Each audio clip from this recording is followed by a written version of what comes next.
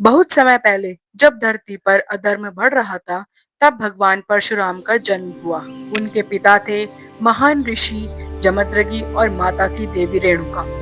बचपन से ही परशुराम अत्यंत तेजस्वी और क्रोधी स्वभाव के थे।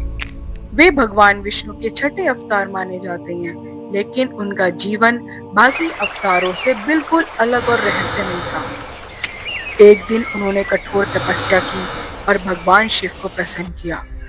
शिव जी ने उन्हें एक दिव्य फरसा कुल्हाड़ी दिया और तभी से उनका नाम पड़ा परशुराम। लेकिन असली रहस्य यहीं से शुरू होता है। क्रोध, जिसने इतिहास बदल दिया। जब एक अहंकारी राजा ने उनके पिता की हत्या कर दी, तो परशुराम का क्रोध भड़क उठा। उन्होंने प्रतिज्ञा ली कि वे धरती को अत्याचारी शत्रुओं से मुक्त करेंगे। कहते हैं कि उन्होंने 21 बार पूरी धरती से अधर्मी राजाओं का अंत किया। उनका सबसे बड़ा रहस्य है अमरता। परशुराम जी को चिरंजीवी माना जाता है, यानी वे आज भी जीवित हैं। कहा जाता है वे आज भी हिमालय के किसी गुप्त स्थान पर तपस्या कर रहे हैं। समय आने पर वे फिर प्रकट होंगे और कल की अवतार को युद्ध की शिक्षा देंगे। समुद्र से निकली गई धरती का रहस्य। कहते हैं परशुराम ने अपना फरसा समुद्र में फेंका था और जहां तक वह फरसा गया, वहां तक समुद्र पीछे हट गया।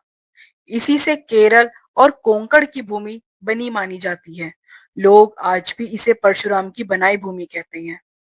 परशुराम जी का सबसे खतरनाक शिष्य था कर्ण। तुम्हें जानकर हैरानी होगी कि परशुराम जी ने कर्ण को ब्रह्मास्त्र जैसी शक्तिशाली विद्या सिखाई थी। लेकिन कर्ण ने उनसे झूठ बोला कि वह ब्राह्मण है। जब सच सामने आया, तो परशुराम ने उसे श्राप दिया कि जब उसे सबसे ज्यादा जरूरत होगी, वह अपनी विद्या भूल जाएगा। यही हुआ महाभारत के युद्ध में। समय से परे योद्धा परशुराम एक ऐसे अवतार हैं जो कई युगों में दिखाई देते हैं। त्रेता युग में भगवान राम से उनका सामना हुआ। द्वापर युग में उन्होंने भीष्म, द्रोणाचार्य और कर्ण को शिक्षा दी, यानी वे समय से बंधे नहीं हैं। जब भगवान राम ने शिव धनुष तोड़ा, तो परशुराम क्रोधित हो गए।